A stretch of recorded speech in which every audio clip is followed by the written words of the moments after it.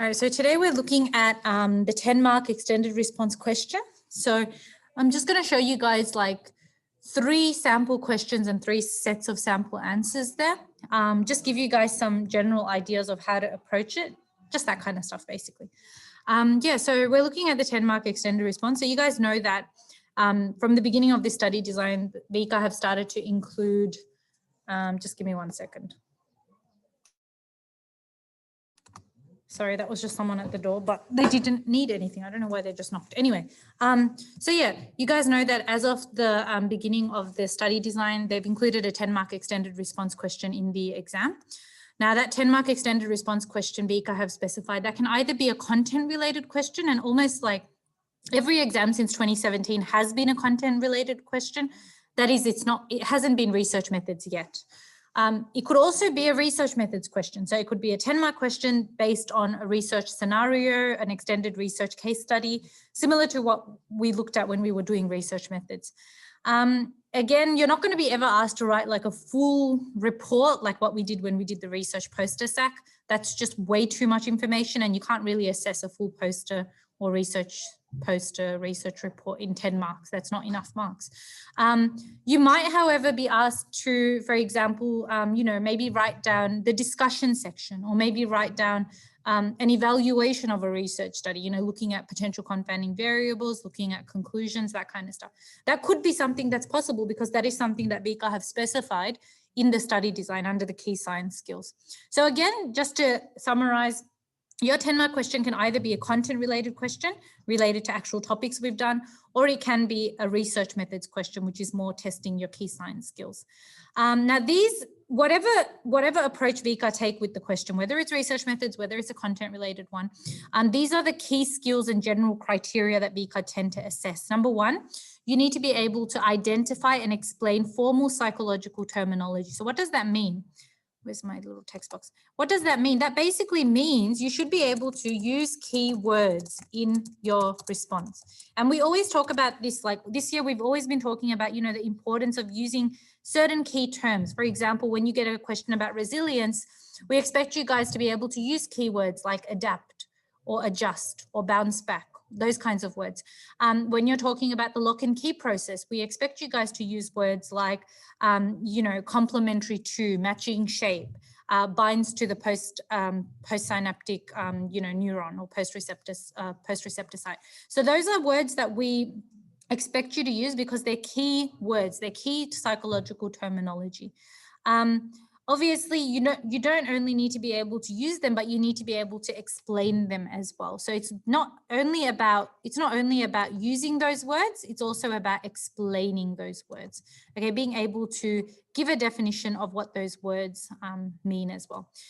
Then you need to be able to discuss relevant psychological information. So when we're talking about relevant psychological information, what that means is that if I ask you, for example, and we're going to look at a question related to this, if I ask you to talk about the biological concepts relating to stress, you should know that what I mean by that is that you've got to talk about the role of cortisol. You've got to talk about the fight, flight, freeze response. You've obviously got to talk about the gas model. Those are the things that underlie what a biological response to stress or a biological model of stress is. And very important, and we've tried to do this as much as possible this year, is that you need to be able to talk about the connections, okay? The connections between topics. So you need to be able to understand that the role of cortisol is its own topic, but that also the role of cortisol is, shown in the gas model, that in the resistance stage of the gas model, cortisol starts to get released, and that then leads to a suppression of the immune system. So you need to understand connections between topics. Another example of a connection between topic is talking about classical conditioning and how classical conditioning is its own learning theory, but then it's also connected to phobias because we learn about how phobias are developed through classical conditioning. So that's basically what we mean when we're talking about the discussion of relevant psychological information and the connections between them. And you need to understand the different theories, the different models, the different kind of concepts that underlie each area of study. So in stress, you've got these big models like the transactional model of stress and coping, you've got the gas model. In phobias, we talk about the precipitation of phobias through classical conditioning and the perpetuation of phobias through operant conditioning. Okay, these are things that you need to be able to make the connections between, because if you're ever given a question that says, okay, explain how phobias are developed and maintained, you need to understand that, yes, I do need to be bringing in classical conditioning in my answer. Yes, I do need to bring in operant conditioning in my answer. Okay, the next kind of key skill that VCAA often assess in 10-mark questions is the analysis and evaluation of data. Okay, methods and scientific models. Now, this doesn't necessarily mean that you're going to get a graph in your 10-mark question. Data could also refer to scenarios, stimulus material, case studies. Okay, all of these are different types of scientific information or data or evidence there that you're going to draw upon and link back to in your answer. Remember, we always drill you guys, link back to the scenario. The same thing with the 10-mark question. If it's a scenario, you got to link back. And when we do the questions today, I'm going to show you guys how that kind of looks like. And the last thing is drawing evidence-based conclusions and explaining limitations of conclusions. So again, this is more kind of related to research methods. But again, if you get a research scenario and someone's done a study, you should be able to conclude what did they actually find out from the study, as well as what are the limitations of those conclusions. So to what extent can we generalize those results? If they've used convenient sampling, we know they can't generalize results because the sample is not representative of the population. If they've breached an ethical principle or if the participants have been harmed in the study in some way, we know that we can't generalize those results. Okay, so that's basically what we're looking at when we're talking about the conclusion side of it. So when you're looking at all these key skills now as a whole, you would notice that a lot of these key skills are generally skills that students find difficult to do. It's very easy to give a general definition of resilience, for example, but it's a little bit more difficult for you to relate that definition of resilience back to a scenario or back to a case study. So these are the key skills. Now, obviously, it's also important to remember that the extended answer question is a standalone question. What that means is that it is a question that is basically just one big chunk. It's just one big chunk of a question. It doesn't have multiple parts. Sometimes the question itself can be 2 or 3 sentences long because it doesn't have multiple parts. It's not broken down. This is another reason why students struggle with the 10-mark extended response question. Not necessarily because it's inherently difficult, but because they see that big chunk of a question and they're like, oh my God, I don't know how to do this. This is a lot of information. Where do I start? And they start getting panicked. So the main thing is you don't panic and you take it step by step, or you take it chunk by chunk, rather than looking at it as some kind of a mountain that you can't overcome. All right, so that's basically some VCAA related information about the 10-mark question. Okay, now some tips for the extended response. Now, some of you might have already attempted or tried your own extended response questions in the exams that we've posted up. Generally, with the extended response, you've got to try to structure your response. Remember, an extended response, it's very important to mention this. An extended response is not an essay. You're not being asked to write an English essay on a psychological concept or on a psych question. It's not an essay. You don't need to have fancy introductions. You don't need to have a fancy conclusion or fancy topic sentences. It is just a short answer question. The same way you would do a 4-mark or 5-mark short answer question, just double it. Just think about the fact that, okay, it's the same approach you're taking to doing a short answer question. It's just a little bit more extended or a little bit more lengthy. Okay, lengthy means it doesn't mean you've got to write 8 pages. You could just finish an extended response within 1.5 or 2 pages, but still have everything that you need. It's more about the quality rather than the quantity. And VCAA haven't said that, students need to have a minimum of 2 pages or something like that. As long as you address all the key ideas, it's not about the quantity, but more about to what extent you've addressed the key criteria and you've addressed the question. So some general tips for how you can format your extended response to make it nice and clear, because this is what VCAA want. VCAA don't want you to write a really complicated, convoluted essay about the question that they're asking. They want it to be clear. Be as clear as possible and be as specific as possible. Clear means your answer has to show some kind of clarity. You've got to have clear expression, okay? If you just look like you're running roundabouts in terms of what you're trying to say, you're beating around the bush, you're not getting to the point, that is a key way for you to lose marks. You've got to make sure that you get straight to the point, you're nice and clear. You don't have to use fancy words or fancy vocab, just make it nice and clear. You also have to make sure that it's specific. And what do we mean by specific? Specific means that it has to relate back to the scenario, okay? If the scenario is about, a girl who's going through some stress, you have to relate back to her. If the scenario is about how a person forms memories, which is what last year's exam was about, then obviously you have to relate back to that person and the kind of memories they might form. Okay, so obviously it has to be connected back to the scenario, and that is the main way in which you're going to make your answer specific.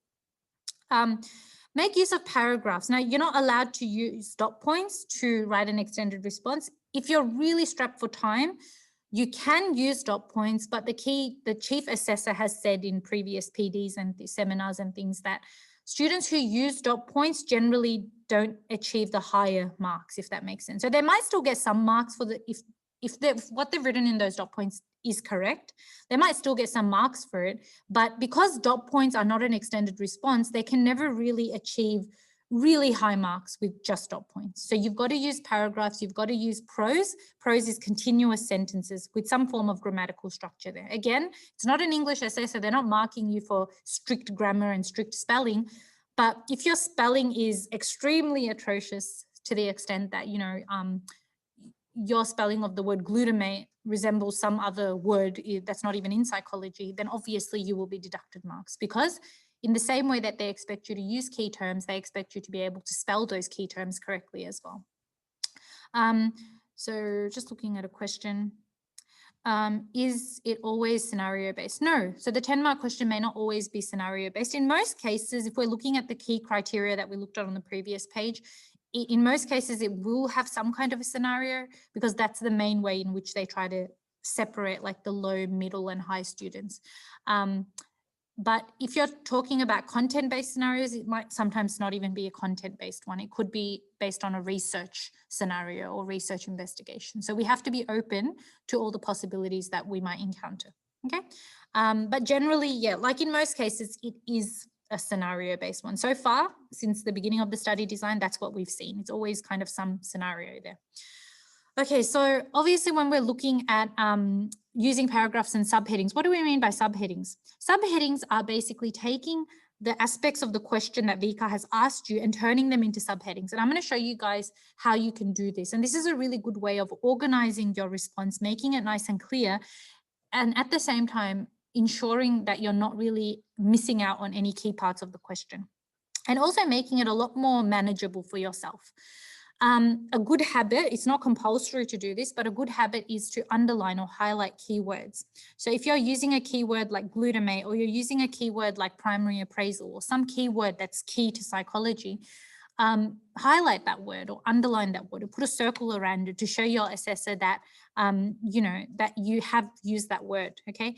It's easier for the assessor to follow. It doesn't mean that if you haven't underlined or highlighted that word that you're going to lose marks, obviously not. But even for you, when you're quickly going through your exam right at the end, it's easier for you to see, oh, yep, primary appraisal is there, yep, secondary appraisal is there. So it makes it stick out a bit easier for you to see as well. Oh yeah, and the last thing to mention is that you need to always check back to ensure that you're properly linking back to the scenario. Again, this is connected to this idea of making your answer specific. You can embed information from the scenario, and we've been doing this a little bit in class as well when we quote information from the case study or scenario. And I always tell you guys, you can quote information, you can quote a word or 2 words or 3 words from a scenario directly into your answer. Okay, and the same way you can do this for extended response as well. If the case study or if the scenario is about a girl who's really stressed, and somewhere in the scenario it says that she was feeling really overwhelmed, you can say that, okay, this girl is experiencing distress because she is feeling, quotation marks, overwhelmed. Okay, and that then shows your assessor that you are integrating and embedding that information very seamlessly from the scenario or stimulus material that's given there. Okay, so again, this is a habit that some of you have been getting into with the SACs, especially in the second semester, and it's something you can continue for the extended response question as well.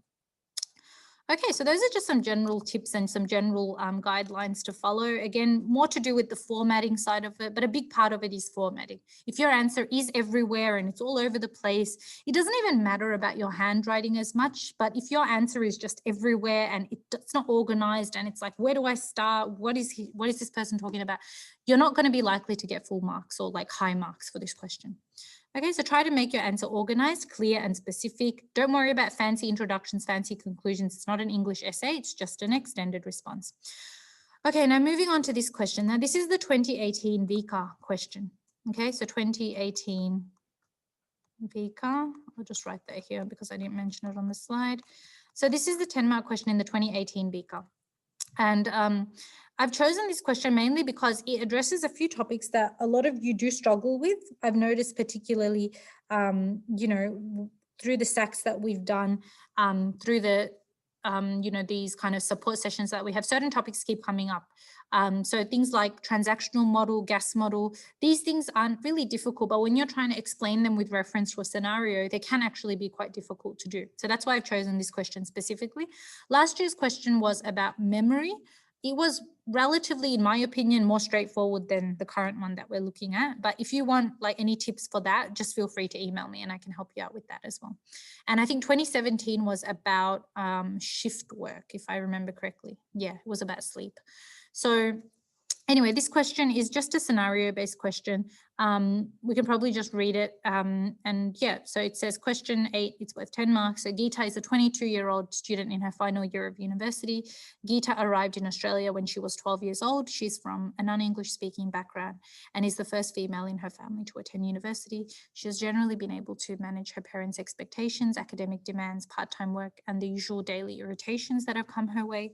When Gita lost her part-time job at the beginning of semester 1, she experienced initial shock, but quickly tackled this problem by drawing on her family and friendship network, which helped her find a new part-time job. However, at the end of semester 1, her first relationship breakup proved more challenging because she found her usual support were not enough. She used meditation and dancing classes to help her refocus. Gita developed a cold after the breakup, but still managed to stay on top of things. However, there was one point at the beginning of semester 2 when Gita did struggle. The news that her car needed expensive repairs was a major setback that she had not budgeted for. She felt exhausted and overwhelmed by the situation, but she decided to keep the problem to herself, feeling that she should be able to manage it on her own. Towards the end of semester 2, Gita developed insomnia and headaches and finally visited her family doctor. The doctor explained that these symptoms were stress-related and referred her to a psychologist. The psychologist was able to help Gita view her situation differently and assist her with realizing that it was a temporary problem that would be resolved once she finished university and started full-time work. Gita would then be able to apply for a bank loan to fix her car. And now this is the question. This is the important stuff. So let's put a little box around this so we know. Okay, so this is the question. Okay, so as you can see, it's not divided into parts, although if we were to divide this into parts, we could divide it easily into part A, B, C, D. Obviously, like I said before, 10-mark questions are never in parts. They're always just one big chunk of a question. So the question is, with reference to Gita's situation, so we've got to link back to the scenario, write a detailed analysis. So you've got to have some detail in your answer here of her sources of stress. So let's just number these. The first thing you've got to talk about, sources of stress. The second thing you got to talk about, biological responses. The third thing you got to talk about, psychological responses. Can I make that a 3? Yes, that's a 3. And it says, in your response, discuss the theories and models of stress and or coping that are relevant. So obviously we are going to talk about models of stress, but this is interesting. We've also got to talk about coping. So this will be kind of the fourth thing that I'm going to include in my answer. Okay, so that's basically, if we're really breaking this question down, those are the 4 main components that we've got to discuss now in our response. Okay, we've got to discuss the sources of stress, which you guys know relate to our life events, daily pressures, that kind of stuff. Biological responses, which is our gas model, role of cortisol, all that stuff. Psychological responses, which is just our transactional model, primary appraisal, secondary appraisal. And coping strategies will be related to our transactional model, but you can also bring up other things that are related to coping, like you could talk about context-specific effectiveness, approach coping strategies, avoidance. Again, it's quite an open-ended question in that sense. So yeah, these are the 4 main things that we need to include in our answer or in our response that we're going to do. Obviously, it has explicitly said that we need to discuss any theories and models of stress. So this should be a clear indication that for sure, 100%, you have to talk about the gas model and the transactional model. But you would be surprised that many students in this year didn't mention the gas model at all. They just talked about the fight-flight response. They didn't talk about the actual psychological model. Maybe they knew what it was, but didn't know how to link it back to the scenario. Okay, so it's important that we are specific and that we do link to Gita's scenario, which is quite a lengthy scenario if you look at it. There is a lot of information in here that we can really use, okay, in some form or the other. And remember, VCAA don't expect you to integrate all of this information, but anything they've put in there is relevant. So don't just ignore one paragraph or be like, oh, this is too long, I'm just going to focus on the first two when linking to the scenario and just ignore the rest. Don't do that, because sometimes you need to look at the whole scenario before you address the question. All right, let's just get rid of all those annotations, and let me just open up the sample. Well, before I open up the sample response, I'll give you guys a quick rundown of how the state performed. So in 2018, this question had an average of 4.7 out of 10. Now, you might think that's quite low. It generally is quite low every year. Okay, so generally, every year the 10-mark question doesn't usually go above 5 or 6 out of 10 as the average score. And that's because the majority of students do struggle. Only 56% of students actually received a passing mark or above, so scored 5 or above. And that's not a really big percentage when you think about it. Only 1% of students in that year achieved full marks for this question, so 10 out of 10. So really don't go into the exam thinking that, oh my God, I have to get 10 out of 10 on this question, because a lot of students don't always get 10 out of 10. It is quite difficult to get 10 out of 10, but if you can honestly just get anything between 6 to 10, like anything above 6 is actually quite a big achievement in itself. So yeah, just looking at the highest scoring responses and what they really constituted or were characterized by, we're looking at obviously including the gas as a biological model. We did talk about that, including the transactional model as the psychological aspect of the answer, and giving comprehensive and accurate descriptions of each model. Okay, and more than that, it's about applying each model appropriately to the scenario. So not just talking about gas generally, but linking, okay, how did Gita demonstrate the shock stage? How did she demonstrate the resistance stage? What happened to her in the exhaustion stage? That's what we're really looking at here. And the other thing that Vika have mentioned is that they, students also who got really high scores, like above 8 in this question, would have also talked about coping strategies, and, you know, other elements as well. You don't have to talk about other elements like protective factors and things, but it does help. As much as you can extend that response and interpret that response and bring in related psychological concepts, that will always bring your answer to another level. Okay, so that's basically looking at the data or looking at the way that that was marked in 2018. All right, we've got a question. Let me just have a look. Do we link to key terms in order of the text as we go through scenario, or do we subheading like problem, girl, show problem? You can do it in terms of, you don't have to, for example, if you're discussing transactional model, you don't have to have a separate like subheading for problem focused coping, a separate one for primary appraisal. You could just have an overall heading that says Gita's psychological responses to the stressor. And then under that, you can write Gita's psychological responses were shown through the transactional model and start talking about it like that. I'm going to show you how that looks like right now. So I'll just open up that Word document. Is there anything else holistically assessed? Okay, before we open up that Word document, some more VCAA related advice. You have to know that the 10-mark question is marked holistically. Holistic marking is basically different from the way that short answer questions are marked. Short answer questions, we usually mark them in terms of, okay, if it's a 3-mark question on, something like resilience, we might give you 1 mark for mentioning the keyword, 1 mark for mentioning like the definition, 1 mark for linking back to the scenario. Like it goes like, you know, 1 mark, 1 mark, 1 mark for a total of 3 marks. We can break it down. With the 10-mark question, there's no strict way that the criteria is allocated in terms of actual marks. Like it's not like I'm dedicating 4 marks to the gas model, 4 marks to the transactional model. It's more of a holistic marking. It's similar to how English essays are marked. You know, with English essays, you don't break it down in terms of like different sections and 1 mark for this, 2 marks for that, 3 marks. It's like marked as a whole. So in the same way, and this is another reason why it's important to have a good structure in your 10-mark question, is because they are holistically marked. And so when we're talking about holistic marking, things like structure, things like clarity, things like the way that you organize content using headings or subheadings, all of these things can actually contribute to your final mark for this question, okay? It's not just about the content that you spit onto the page, it's also about the way that that content is organized, the way that that content is integrated, and how clear and easy it is for your assessor to follow that as well. Okay, so yeah, that's basically what we're talking about when we're talking about holistic marking. Okay, holistic marking means that your 10-mark question is going to be assessed a little bit differently from how your normal short answer questions are assessed.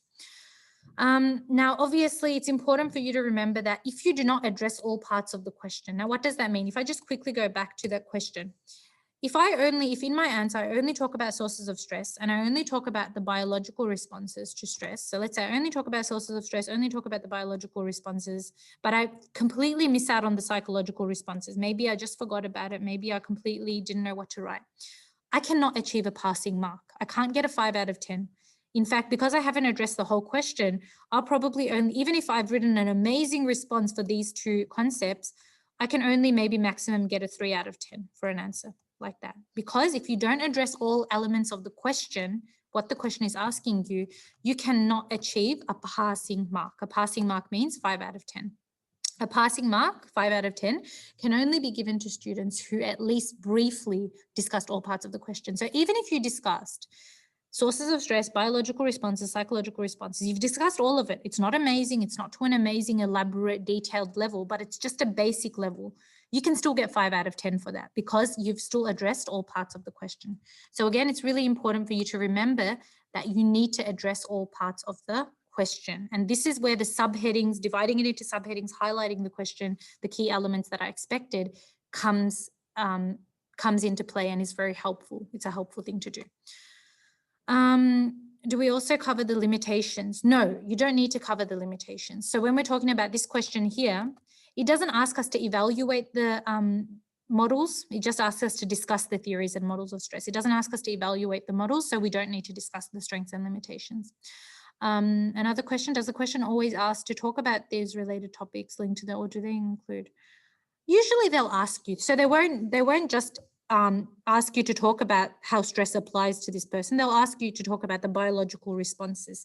Now, having done psychology unit 3, you would know that the biological responses to stress are usually our cortisol, fight, flight, freeze response, and our gas model. So you should know that in terms of the study design and in terms of the notes and the PowerPoints that we have. So yeah, they would usually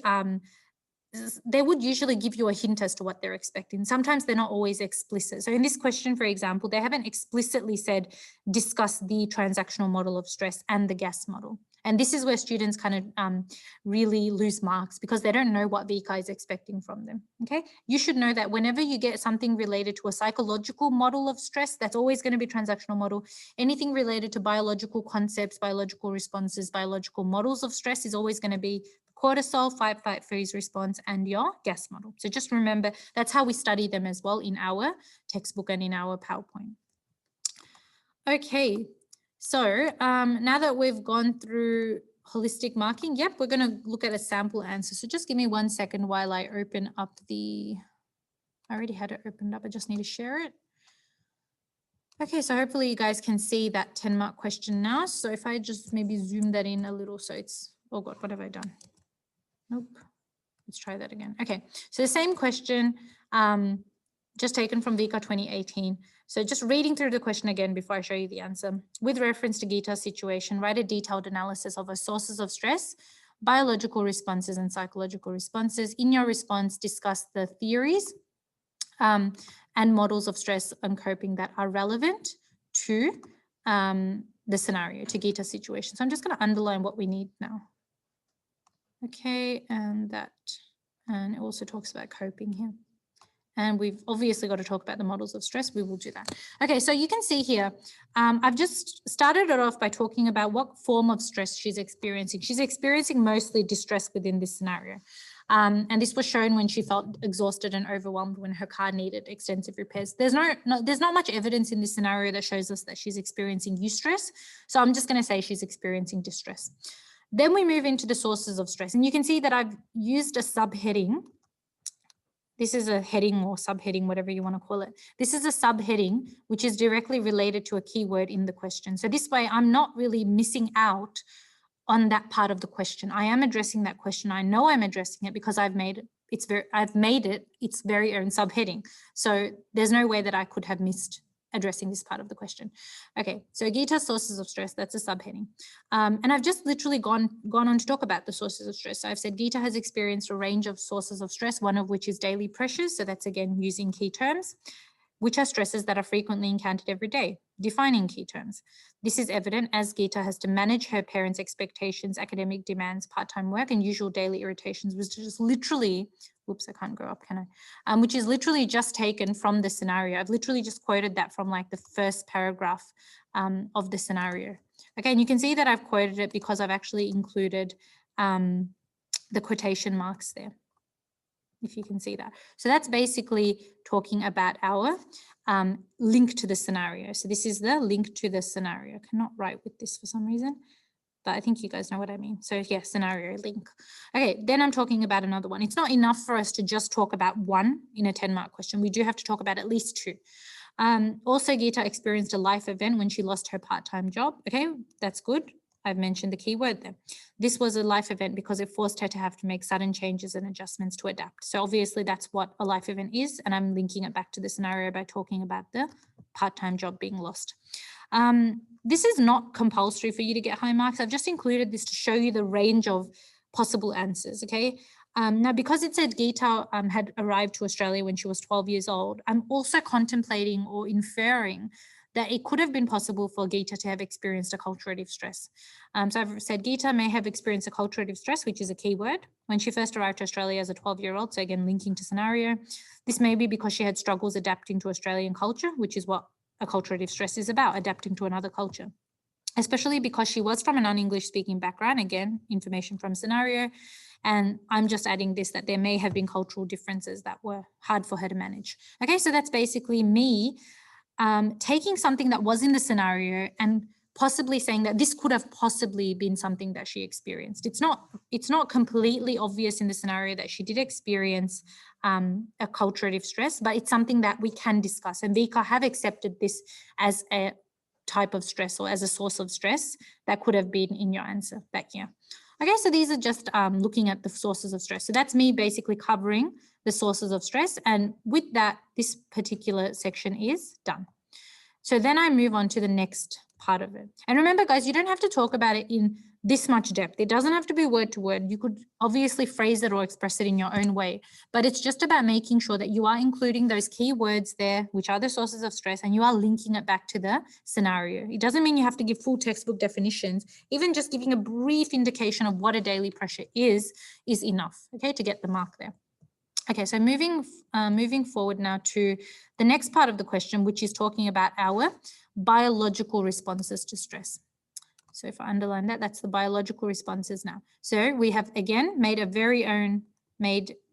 this part of the question its very own subheading, okay? So I've just written Gita's biological responses to stress. You don't even have to write that much. You could just write Gita's biological responses or even simply biological responses. That would have still been fine because you're still quoting the question there.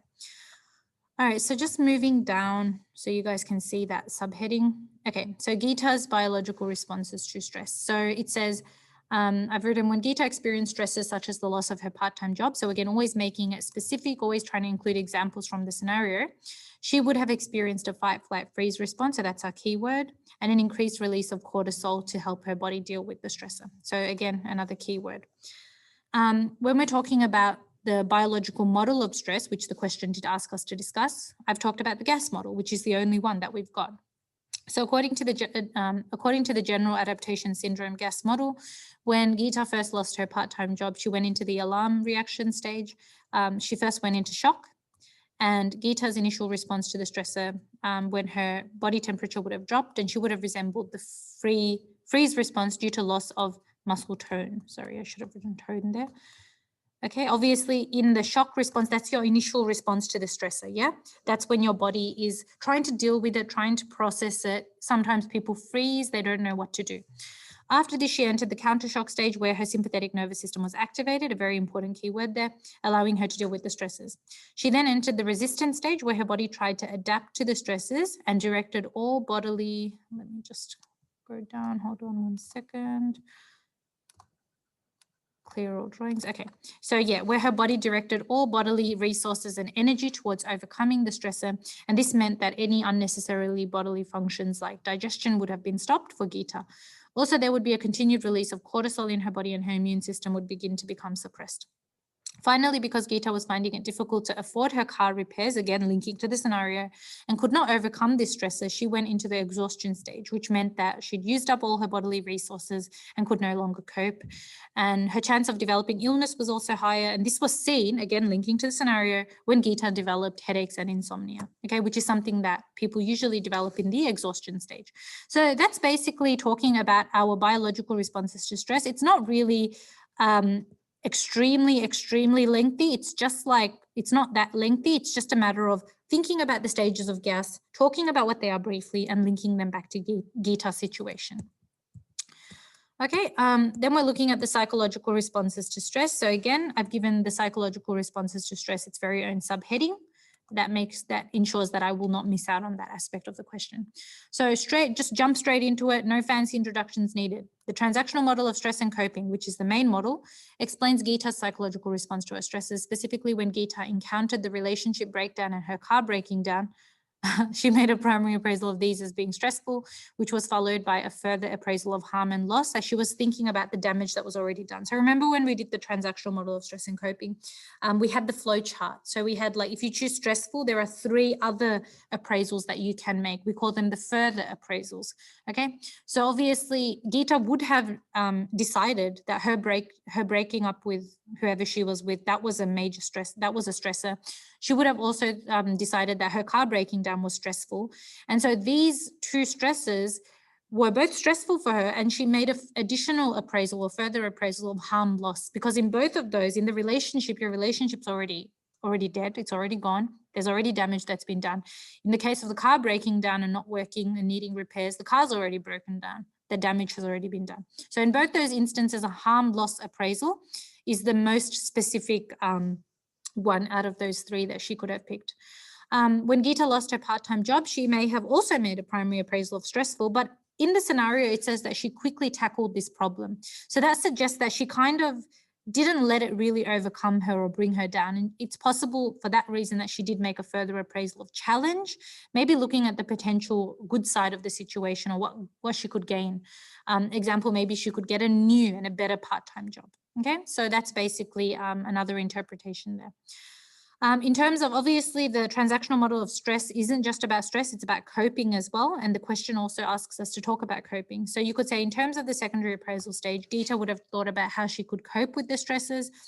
Specifically, she used problem-focused coping as well as approach coping strategies when she directly addressed the source of the stressor, and eventually thinks about, applying for a bank loan to pay for her car. She used emotion-focused coping when she took up dancing lessons, which helped her to refocus, which is again just quoted from the scenario, and manage her feelings. And obviously she used avoidance coping strategies initially when she found out her car was broken. And rather than telling people about it, she kept it to herself. So she was avoiding the situation, not trying to fix it actively. So that's basically our transactional model. And the last part is just really small, just talking about her coping strategies. Again, you didn't have to talk about this part here that I'm highlighting in order to get a passing mark. You could get a passing mark with everything that I've just discussed here. But the coping strategies, talking about these extra related concepts related to coping could bring your mark a little higher, I guess. So I've just made another subheading, Gita's coping strategies, and then I've said Gita showed a high level of context-specific effectiveness, particularly when she got social support from her family and friendship network, which is again just quoted from the scenario, which was suitable for her dealing with her specific situation. Because that's what context-specific effectiveness is, yeah? You're choosing a coping strategy that helps you to effectively deal with the stressful situation you've got going. Also, Gita showed good coping flexibility because after her relationship breakdown, when the social support wasn't enough, she was able to adjust and select a different coping strategy. And this was seen when she started to take dancing lessons and she started to exercise more as an alternative way to deal with her stress, because plan A, which was the social support, didn't work. So she moves on to plan B, which is exercise and dancing and stuff like that. So yeah, that's basically a 10-mark question there. Yeah, any questions about that? No, all good? Okay, hopefully not everyone's fallen asleep yet. Okay, so yeah, that's basically looking at our 10-mark question. It's not actually that hard, honestly. It's just about reading the question properly and just writing it down in a way that is organized. And whenever you're talking about an extended response, it's always good to use subheadings, and the subheadings make it more manageable, more digestible, more easier for you to do, because rather than looking at it as, whoa, one full 10-mark question, you're looking at it as, okay, 1 component, 2 component, 3 component. And this is something that VCAA have happily welcomed as well, using subheadings. They don't like you using dot points, but using subheadings is a good way for you to still make it manageable for yourself without having to lose marks, and making your answer at the same time very organized and very clear and easy to follow. Are we allowed to use this method of answering 10 markers for other subjects like legal and business? I'm not 100% sure. I know legal, they do expect you to be a little bit more, especially because legal and business are in the humanities and business studies subjects side. I think with legal, they tend to be a little bit more focused on your kind of like continued, like, being able to write like a proper essay form. Again, it's probably good you ask your teacher, or maybe maybe even if you can ask on like a forum online or something, because I'm not 100% sure with legal and business. I know with psychology and other sciences, it's okay to do this. But yeah, again, science and humanities are 2 different fields. So better to just double check that before you do it. Sometimes you can also get an idea of whether that's allowed or not. If you look at the past assessors reports, the VCAA assessment reports for legal and business, that will probably give you some idea. Yeah. Alrighty, so when we're looking at, that's the 10-mark question. So if I just quickly, I will post this on the school box as well for you guys to have a look at again, if you want to. I'm just going to open up the PowerPoint again, because I did have 2 other examples that I wanted to show you. Okay, so yeah, these are just 2 other examples. Again, this one is taken from a past exam, not a VCAA exam, but a company one. This is again a very similar question to what the 2018 one that we just looked at was. Again, it's just about a scenario about a girl. And then it says, comment on the likelihood of Kara becoming ill in the lead up to her final exams by, again, referencing sources of stress and talking about stress as an interactive psychobiological process. Whoa, what does that mean? That basically means you're talking about the psychological components of stress. You're talking about the biological components of stress. So essentially what you're doing is you are still talking about the gas model, and you are still talking about the transactional model. Yeah, sorry, that arrow was supposed to be there, and then psycho model was the transactional. Okay, I think you guys know what I mean, but I cannot write on this thing. Anyway, that's what, so whenever you get a question that basically asks you with reference to stress, if it asks you to evaluate stress using a psychobiological process, you're basically talking about the psychological components of stress, which is our transactional model, and the biological components of stress, which is our cortisol, fight, flight, freeze response, and gas model. Okay, so don't get confused or scared by the terminology. Just remember that that's what VCAA mean if they use that word, because the name of the chapter 3 in our book is stress as a psychobiological process. That's the name of that topic. So you should be able to understand what VCAA mean if they ask you to talk about stress in terms of a psychobiological process. You should understand what sources of stress means. A lot of students in that 2018 VCAA exam started talking about distress and eustress and didn't talk about life events, daily pressures at all. Remember, your sources of stress is your LAD-MC. If I can write it down, LAD-MC. It's our life events, acculturative stress, daily pressures, major stress, catastrophes. Okay, those are the sources of stress. If you're asked to talk about the types of stress, that's when you're going to bring in, types of stress or the forms of stress. That's when you're going to really bring in eustress and distress in a lot more depth. Okay, so just be careful with the terminology because it does sound like the same thing. If VCAA ever asks you for sources of stress, you have to talk about one or more of the specific sources. If they ask you for the types or the forms of stress that a person is going through, this is where you can either talk about eustress or distress. A lot of the time, it's just about interpreting what language VCAA is using, okay, in terms of the key terminology or in terms of the words that they use in the question.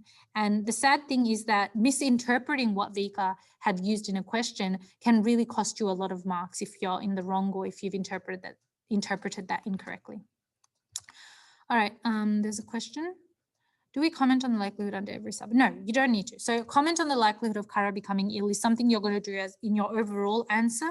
You can obviously at the beginning say that the likelihood of Kara becoming ill is very high, and then you start giving your reasons as to why that is and start justifying that comment or that decision that you've made within your answer as a whole.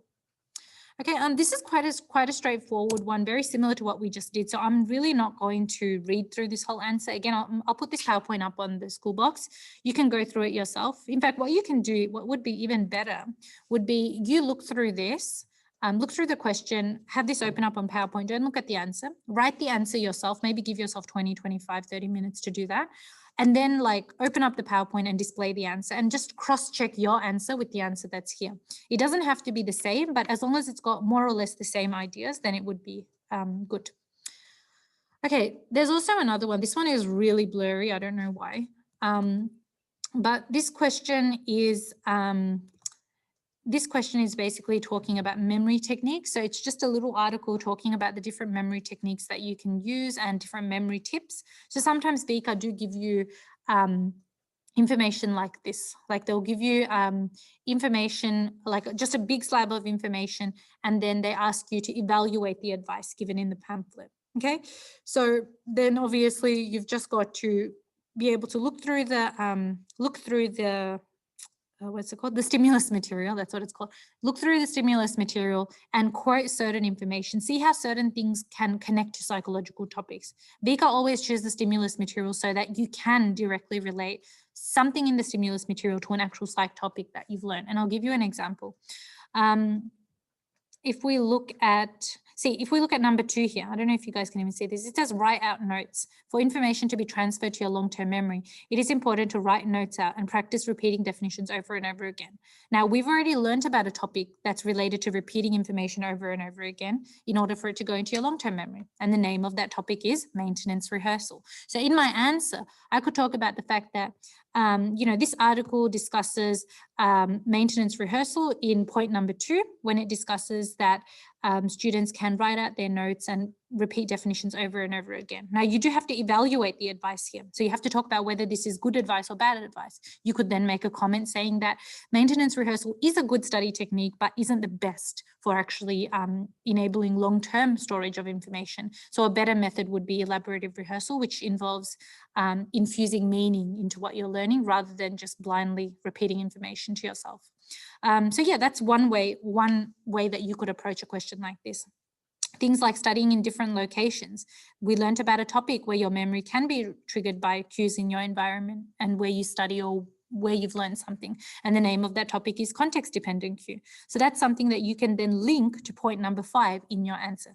Okay, so I'm not going to go through this whole answer. Again, I want you guys to be able to do this yourself and just kind of like look at the answer, but that's just, again, still using subheadings. I'm using the actual names of the topics in the subheadings here. So the names of the topics that I was able to link to the article, I've just turned them into subheadings.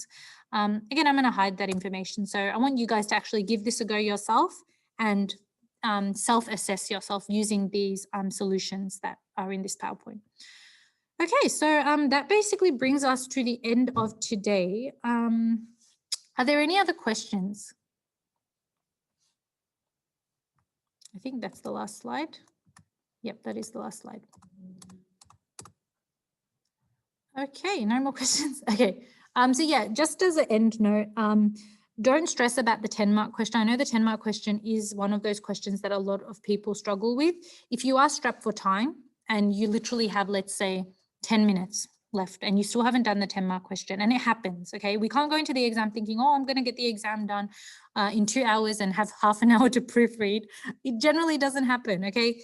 So you have to make sure that you are going in with a realistic mindset. Okay, you can't, sometimes you don't exactly have half an hour to do the 10-mark question. Okay, like when I did my exam, I was writing until the last minute, even when the assessor was like pens down, I was still like, oh, I gotta get the last few words in. Like I barely had time to proofread. So sometimes it depends on your luck. Sometimes you might be able to finish early. You might be able to do it very calmly. You might have a full half an hour to attempt 10-mark question. Sometimes you won't. If you don't have a full half an hour, or if you only have 10, 15 minutes or few minutes to do the 10-mark question, don't stress. Just don't leave it blank. Just write something. even if it's dot points, even if it's just some ideas, just write something there that will allow you to maybe get at least some marks, because some marks is always better than getting no marks. Okay, if you leave it blank, there's no way an assessor can even give you a mark or 2 or 3. But if you write something there that you think was relevant, that you were initially or eventually going to write there as a response, even if it's just jotting down the ideas you were going to include, that can still get marks. Might not be really high marks, but again, doesn't matter. At least you're getting something there. Okay, so again, just remember that the 10-mark question isn't something that only you're going to struggle with. Even students who have studied all year, who have done multiple practice 10-mark questions, they will eventually struggle with the 10-mark question. And it is one of those questions that we, again, use, okay? VCAA uses that question to separate the high, medium, and the low students. So you just give it your best shot, interpret everything, use the subheadings like I showed you, make sure you're not missing out on any key parts of the question, and, don't stress too much about it. Just make sure that you can write something there. But even if you can't write like a really amazing response, don't really beat yourself up about it after the exam, because everyone does find it difficult. And as you can see, the low average score for the 10-mark question is actually evidence of that everyone does find this quite difficult. And VCAA do tend to be quite flexible when marking this question anyway, compared to the other questions in the exam. Okay, any other questions? Okay, just one last question. If you want to go now, you are free to go. I'll just address this one last question. So the question was, should we do the extended response first? No, do not do the extended response first. That is my advice. Of course, it's up to you. It's your exam. But it's always better to just get multiple choice out of the way first. Again, remembering that multiple choice is worth 50 marks of the exam. And hopefully, if you guys get a good multiple choice set of questions, you can get it done within like maybe 40, 50 minutes, even 35 minutes if it's easy. Hopefully it's easy this year. Yeah, so essentially get your multiple choice out of the way, get the short answers out of the way. When you're in your reading time in the exam, you will be able to really determine, okay, which questions you would want to spend more time on. So if there's question 5 looks really difficult and the short and the 10-mark question is also difficult for you, try to get through the other questions in the exam more quickly so you can then move on to extended response and the other questions you're finding difficult. Okay, but always better to just get multiple choice out of the way because it is worth 50 marks. And for most people, multiple choice is where they really shine and where they really do well. So just get multiple choice out of the way first. Starting with extended response is also problematic because it can demotivate you. It can really exhaust you. So compared to the other sections of the exam. On reading time, the best thing for you to do, this is what I did because I'm a nerd. So the best thing for you to do in reading time is obviously just go through your multiple choice. Reading time, 15 minutes is actually a very, very long period of time. It's longer than you think. So open your exam, go through the multiple choice, go through the short answer, go through the extended response. You're still going to have at least 8 minutes left once you do that, I think. And then what you're going to then do is go back to the before you go back to the multiple choice, if there's any questions in that exam that you're reading through that sound difficult, try to mentally plan what you might talk about, in your answer. So like if you've got question 1 and it says, okay, identify 3 changes that occur to, someone when they are having an activated sympathetic nervous system or something like that. You can then like mentally say in your head, okay, it'll be increased heart rate, it'll be blah, it'll be blah. So as you're going through each answer, just mentally think about what you might write for that answer, because that actually helps you a lot and really makes you feel like, okay, I've got this, okay, I'm all right. So just try to do that. Obviously, you can't mentally, you can't verbally say it out loud or you can't write it down, but you can mentally plan it out in your head. Also, mentally keep a note in your head of which questions are going to require a longer time for you to do. Let's say you didn't study the classical conditioning topic that well, and there's a question on it in the exam. You have to tell yourself that, okay, I have to spend more time on this. I have to really fly through questions 1 to 3 so that I can spend a little bit more time on question 4. Okay, you're going to do that obviously for the whole exam as you're doing the reading time. Then in the last few minutes, maybe in the last 1 or 2 minutes before writing time comes up, go through the first few multiple choice questions. And obviously we know our short-term memory has a capacity of 5 to 7 items. sorry, not 5 to 7, 5 to 9 items. So obviously you can start rehearsing the first 5 or 6 multiple choice answers. So then as soon as your assessor or your supervisor says, okay, start writing, those answers that you've rehearsed in your head, you can just quickly shade those 5 or 6 bubbles in straight away. And that will give you probably like a 2 or 3 minute head start. But honestly, it'll make you feel like you've got that little bit of a head start, and it'll make you feel more, I guess, I don't know, okay, more like, yeah, I can manage this kind of thing. Yeah. So that's what I would suggest. There's honestly not much else you can do during reading time, except those things that I've just mentioned now. Yeah. All right. Any other questions before we finish off for today?